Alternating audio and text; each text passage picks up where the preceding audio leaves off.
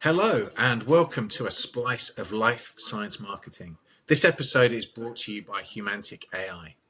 Imagine if you could close 22% more deals overnight using a buyer intelligence platform. Imagine slashing prep time by 70% and boosting close won deals by 37%. That's what customers the world over are achieving using Human-centric AI's account and buyer intelligence system. The platform arms you with firmographic and ciphergraphic insights at scale, so every outreach hits the mark, deals move faster, and revenue grows. Scan the QR code or click the link in your show notes to claim your 10% discount. Now, let's get on with the show. Hi, Matt. Hi, Jasmine. How are you doing today? Good. I'm excited about this topic of performance branding. The way this came up is a couple of weeks ago, I had written a blog post about performance marketing versus brand marketing. And my take was that it wasn't a one or the other, it was an and. And then a few weeks later, you shared an article from Marketing Profs where they talked about performance branding, which is the perfect mashup from my blog post. So yeah, let's get on with it and have a chat about that. So isn't it nice that marketing profs are reading your blogs? I wish. But I know that they talked about a paper from Kotler and Furch. And what do they actually mean by performance branding? And why Yeah. isn't it just performance marketing with better manners? Right. So it's really simple the way they describe it. It's branding that's tied to business outcomes. So think about the way we do branding today. Nothing changes in this definition, but it's tied to things like revenue, win rate, margins, lifetime value of a customer, and so on. The real caution that I would overlay on this concept that they didn't touch on was that people have to think about the business metrics for performance branding across the entire buyer's journey. So let me take a step back. What do I mean by this? So typically we tend to attribute a single business metric to a single activity. An easy one is you go to a conference, and how do you measure success of that conference? By the number of leads. Well, when you think about performance branding, you don't want to just take that one conference and tie it to a business metric. You want to look at the performance branding in aggregate over a campaign or multiple campaigns that focus on the brand in a particular way across the whole buyer's journey. That's really interesting. So how do they propose to do that? To be able to sort of look at that in aggregate? Because that's quite a challenge. Yes and no. I think the concept is that there's no one thing that you can tie to revenue. It's an aggregate of your conferences, your application notes, obviously your sales interaction and relationship, your application scientists interaction and relationships. All of that together result in the sale. All of that together result in building that pipeline and pipeline velocity. I think it's a mind shift that we all need to start getting our heads around. So it's really sort of trying to actually look at things in an omni-channel holistic view. Kind of takes me back a bit to something I wrote actually more than a decade ago, where I was looking at some research that sort of said that 93% of the time of B2B sales start with a Google search. And then it sort of started looking at, well, what actually makes up those sales? Top 60 or 70% of of clicks came from the top three links on the search engine results page. And of course, those have changed dramatically over the past 10 years. But then what was really, really interesting is that when when there was some research conducted into, well, what is it that drives people to select the links? It was actually, did people recognize the brand name or not? So 87% would actually only click on links of companies that they already recognized. And you could argue that Google search in some ways was in its purest form was kind of a form of performance marketing, because at that point it was still very much sort of the old black hat. It was before some of the updates that kind of improved the search experience. So it really was a performance marketing approach back then. And so that really did then lead us to a point where brand's still important. In fact, brand is incredibly important, even in a space where people are able to select, well, actually, here's my own adventure. Which route am I going to choose? So I thought that was really, really interesting. That is interesting. And it sort of ties to my next question. I was always raised under the belief that scientists don't fall for branding. That's, consumer world fluff. And scientists are immune to branding. But then, how do you explain brands like New England Biolabs or Oxford Nanopore or Cytiva, the former Pharmacia and then GE Healthcare? So I think that there's a few things to unpack there. The first is that I really disagree that scientists are immune to branding. Hmm. I think when you're trying to push at the sum of all knowledge, you have to believe some things to be true. Being able to trust and believe in your results is an element of belief, because you're believing in your results. And I think we do that by believing that we can trust the results that come from certain brands. So I think that's the first element. I actually think that branding is in some ways more important.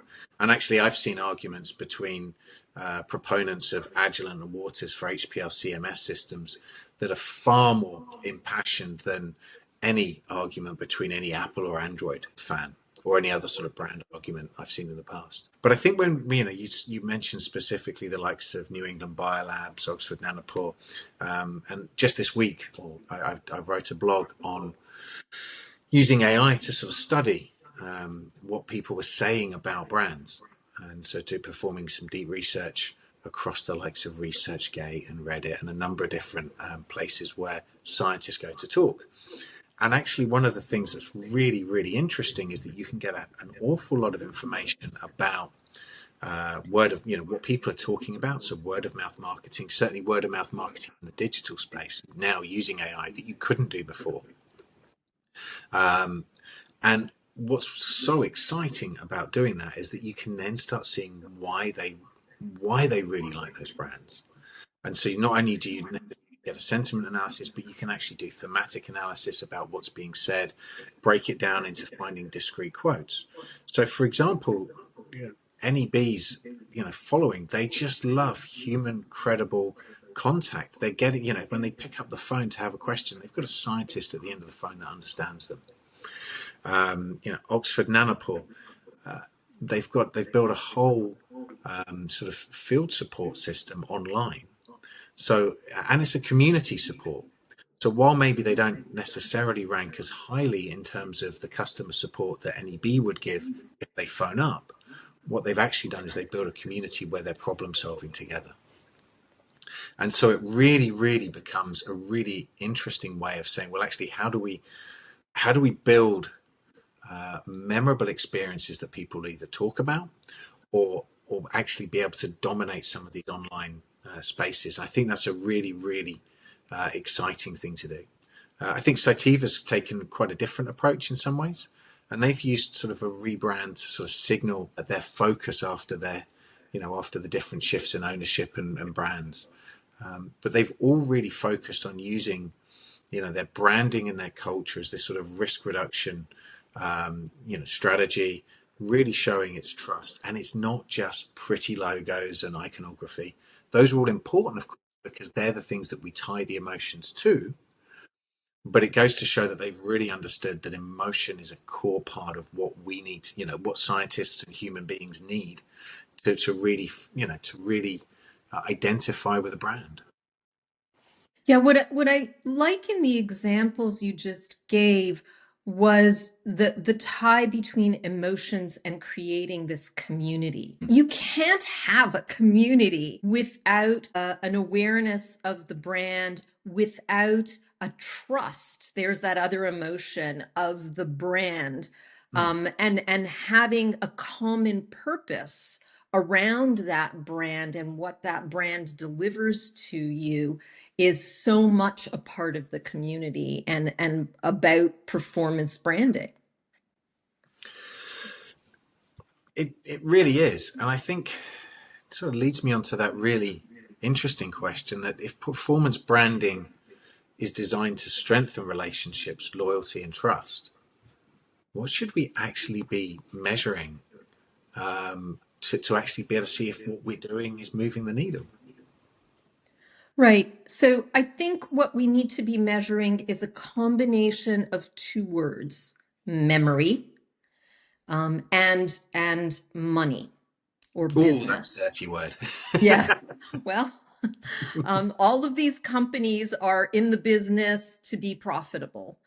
And so, how do you go about measuring these two things? Certainly, branded search and share of search and share of voice are all part of memory. Repeat traffic on your website from target accounts are now getting a little bit closer in joining the dots between memory and money. And then you've got more concrete business metrics like pipeline velocity, win rates, where there was a prior brand exposure, looking at price realization versus discounting trends, especially with repeat customers.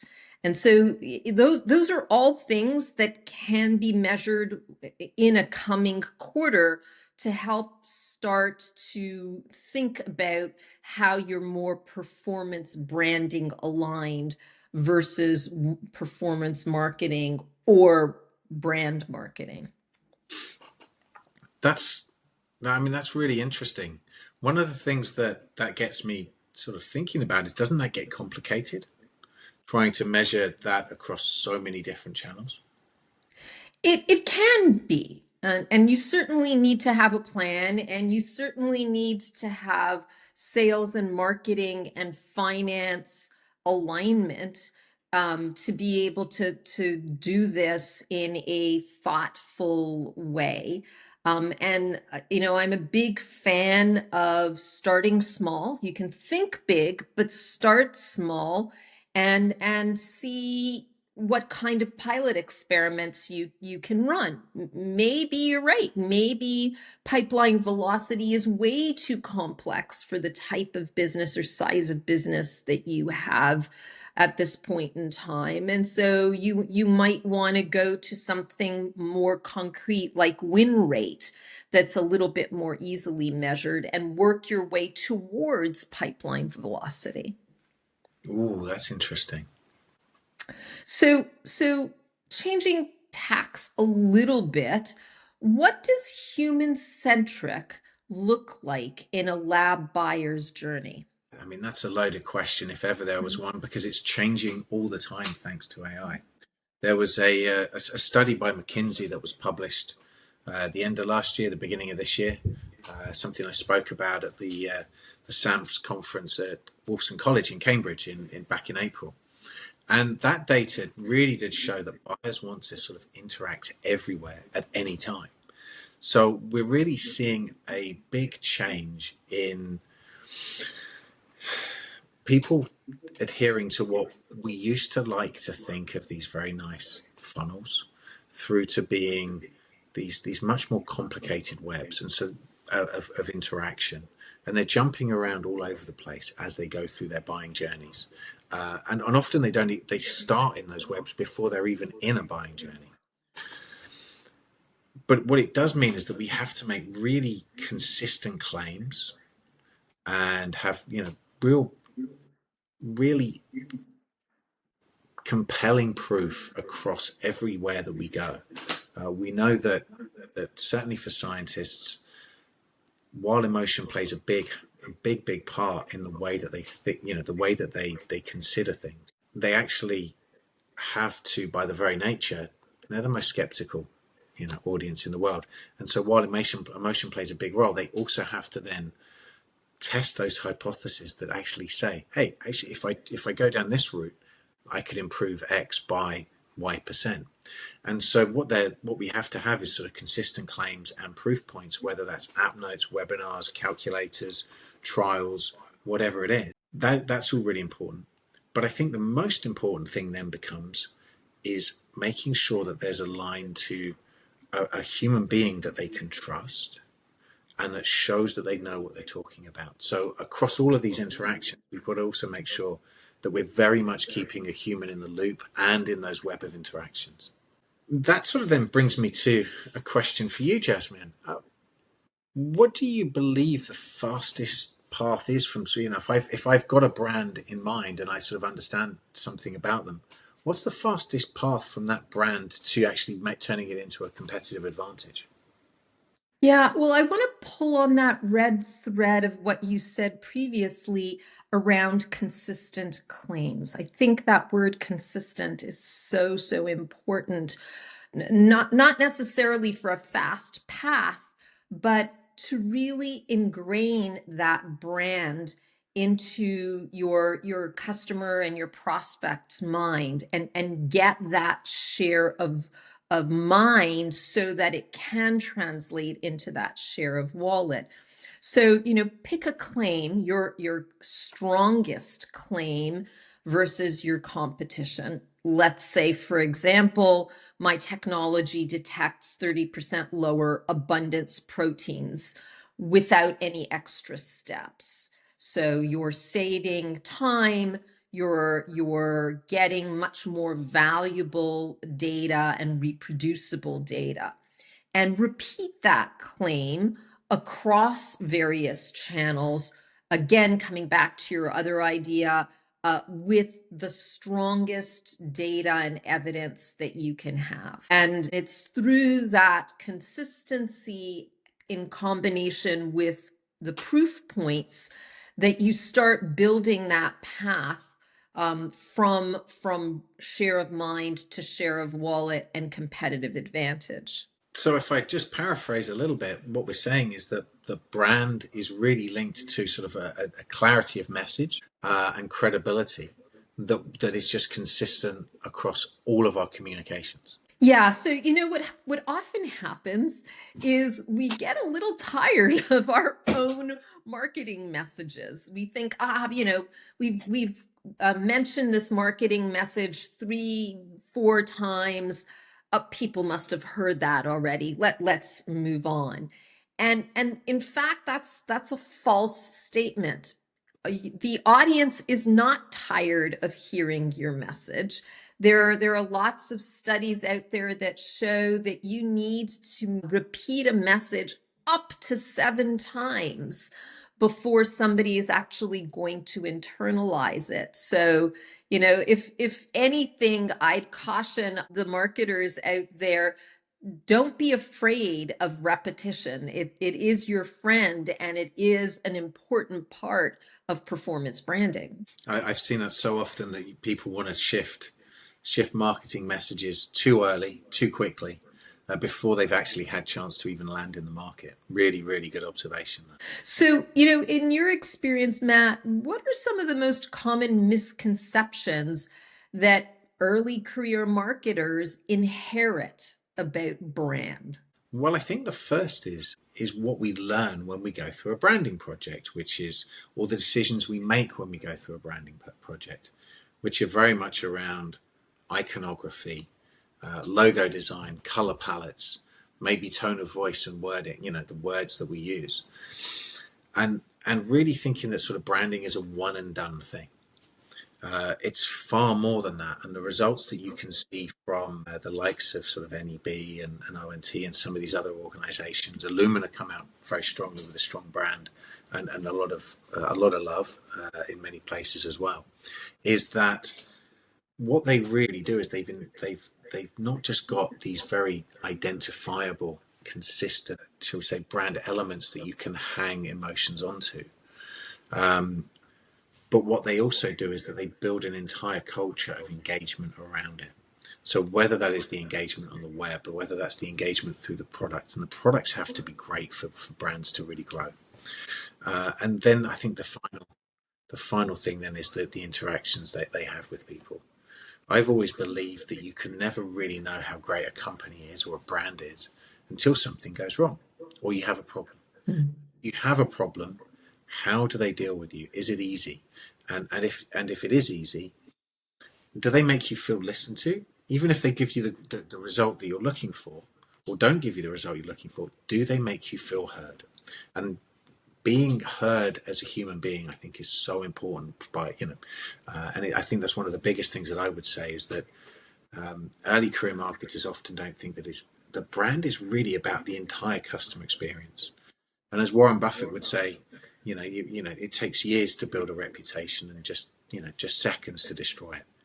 And I think it's so important to understand that reputation and that brand reputation is everything, and we really have to focus on building it and guarding it at all costs. So important and so undervalued by not only early career marketers, but I think even seasoned marketers forget about that 360 experience and how every employee is a brand ambassador, whether you're at the, as they say, in the front of the house or in the back of the house, that you're all part of that customer experience. And I think we could go down the rabbit hole of the importance of customer experience, but that maybe that's for a separate podcast.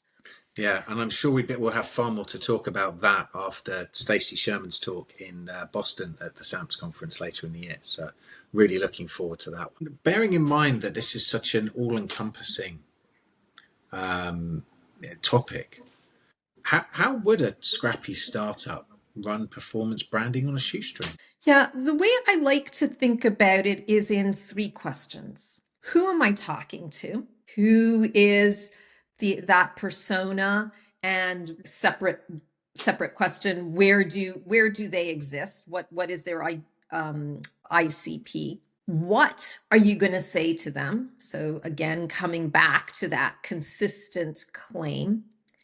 And where are you going to meet them? Where are you going to share this claim and the story, the narrative around the claim? So where do your personas hang out? Are they mostly on LinkedIn?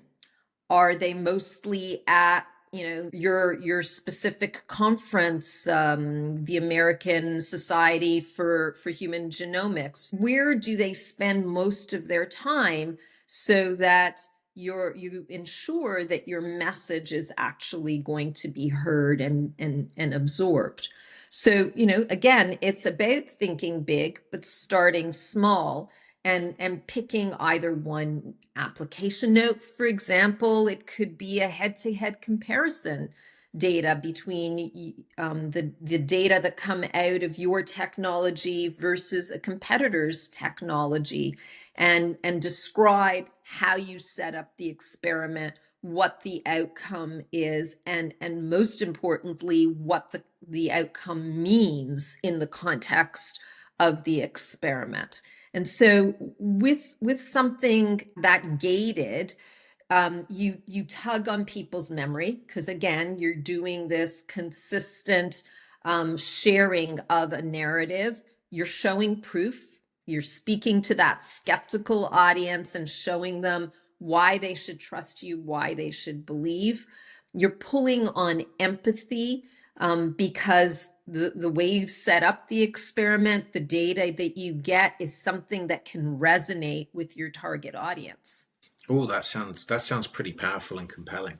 I guess it's just finding that sort of killer application, really, and really being able to find that one thing that's going to appeal to enough of your ICP to really show that you can, you can move the needle across, across a segment. Yes, and that also goes back to product management or product marketing's role early on in the product development. It's really understanding the unmet needs of your persona and your target audience so that you build in the applications at the same time as the product is being built. Because we are definitely not an industry of we will build it and they will come.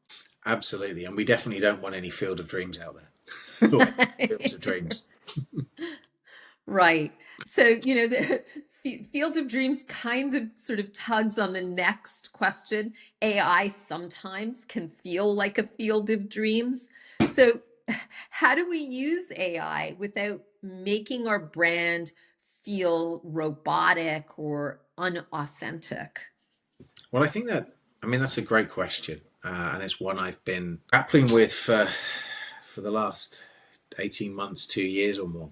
I think the first thing is that as the AI models have got better,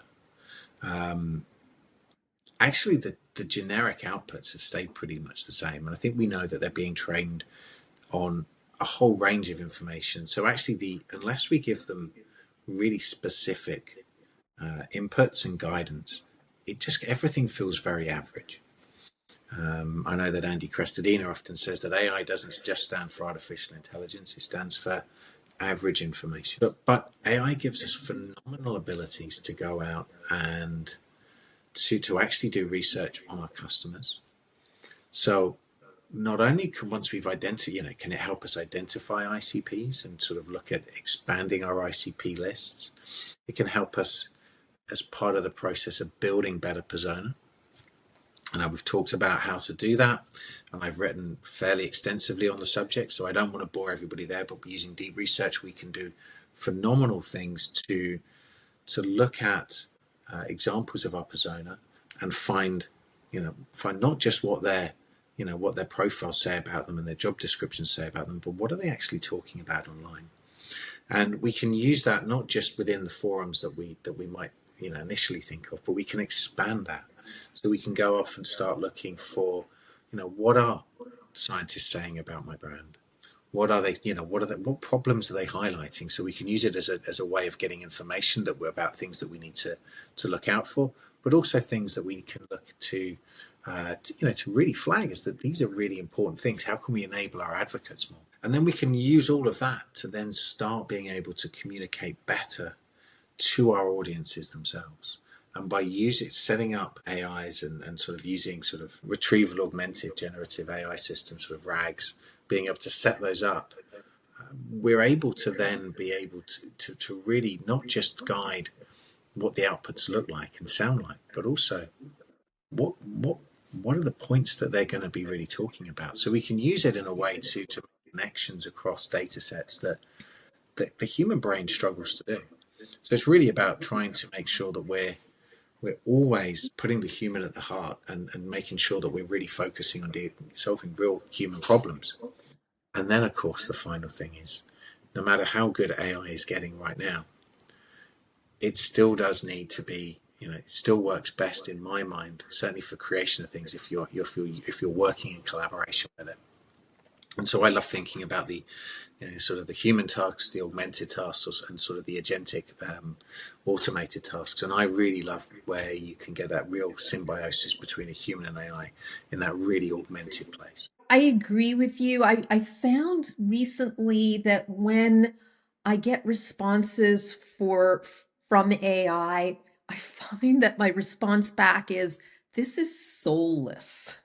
And so I often then recraft my prompt and say, look, I want this message to have more empathy for the struggle that the user is going through in this type of experiment. How do you approach it from a very practical perspective when you get a soulless response? Well, one is doing exactly what you're doing. There are a number of ways to try to actually guide what the outputs look like. Partly it's in the prompting itself. Partly it's then the prompting and the reprompting. if you finish the conversation and it's a task that you do lots and lots of times, you get to an output that you like. You can then go back to the AI itself and say, "Hey, this is pretty good. This is as close as I think we're going to get. How, based on this conversation, how should I have started? How should I have prompted you to start with?" And that will give you a lot better go around. And then that's the sort of thing that I put into my prompt library and say, "Hey, I've got a series of repeatable prompts that I can then use and pull out. And if it's a task I do frequently enough, I can create a custom GPT or a Claude project or something where I'm able to continue, using things over and over again." The other thing that I really like doing, as you know, we're both we're big fans of Mark Schaefer, and he recently created a MarkBot custom GPT. And quite often I will go to the MarkBot, and I always find that anything I create always comes out more empathetic once I've had a conversation with the MarkBot about what I've been creating. And I can take some of those suggestions, work them in, and feel that I've got something that I'm then not just collaborating with myself and an AI, but I'm then also collaborating with a synthetic version of my marketing hero. Yeah, the two take-home messages for me from what you just said is prompt library.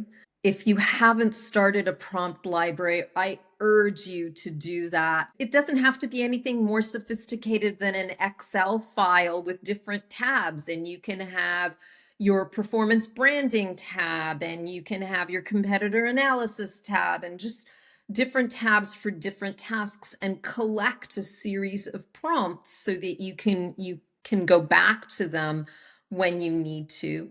The other thing I really found valuable in what you said is pick a marketer, pick somebody out there that you respect, that their style really resonates with you, and prompt the AI to use that style, or to have the AI debate with you in that person's style. It really is a way to help you grow much faster than doing it on your own and reading volumes and volumes of publications. It really does make a big difference. And I think that prompt library is such a good suggestion. I had them scattered all over the place, and when I first heard somebody say, "You know what," I had them separate and I had the first version in sort of a notes file on my desktop, and I'd go through and I'd have individual documents, and then I chucked it all into one big Google Doc with different tabs for different things, and that's grown pretty extensive now. And I'm sure that would be one of the documents that I'd be most upset if I lost a copy of. What do you think, if we just move away from AI a little bit, what do you think these brands that that are really talked about, what can early career marketers really learn from the likes of an NEB or an Oxford Nanopore, a Cytiva?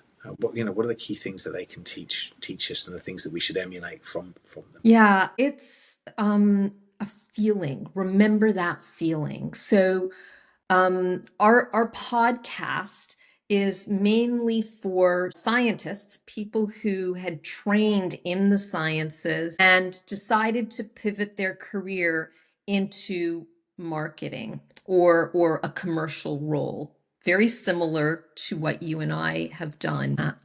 And it's often remembering that feeling of when I, decades ago, used to use NEB's products, and how much I appreciated the detailed instructions that came in the restriction enzyme kit, and how much I appreciated when I had an issue that I could call somebody at NEB and really get a thoughtful response, not just sort of this robotic answer that they were reading from some computer screen. It's remembering the feeling of when I would get into a room with 100 other scientists at my level and hear a speaker that one of these companies had brought in as a keynote speaker, and that speaker really understood the problems I was going through, was really helping me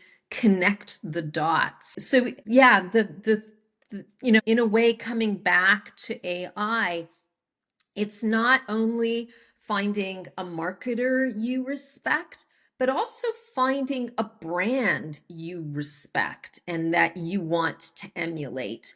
And really looking at how they've gone about creating that feeling and that brand loyalty and trust. Oh, I love that. And that feels like it's a great note to end on because for me, really, branding is all about the feeling. And so, yeah, and it leaves me feeling good. So thank you for that, Jasmine. Yeah, one encouragement I would like to voice for our audience is, we're in strategic planning season. I would strongly encourage you to think about how performance branding is going to fit into your business in 2026. Excellent. Thank you so much. Thank you. This was a fun discussion. Looking forward to seeing you again on the next episode of A Splice of Life Science Marketing.